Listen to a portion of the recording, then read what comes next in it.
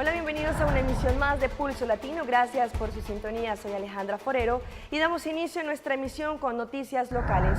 Iniciamos nuestra emisión con una triste noticia. Un conductor de Aerobús falleció ayer cerca a las 10:45 de la noche a consecuencia de un impacto que se produjo a la altura de Alhambra Casino. Todo parece indicar que el conductor tuvo un problema con su salud, lo que condujo al fuerte impacto que acabó con su vida de inmediato. Con esta víctima mortal, Aruba conoce su séptima muerte de tránsito de lo que va corrido de este 2015.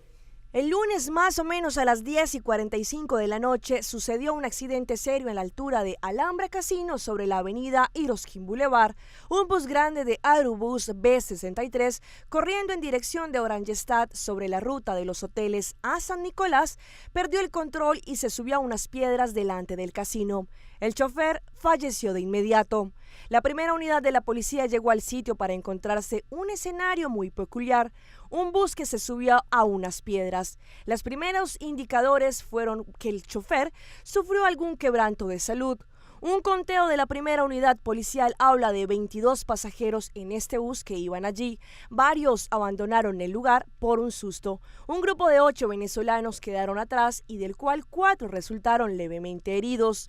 Se le pidió asistencia al equipo de rescate del cuerpo de bomberos que llegaron con 2 unidades. Debieron hacer bastantes maniobras para poder sacar al conductor de la situación en que estaba.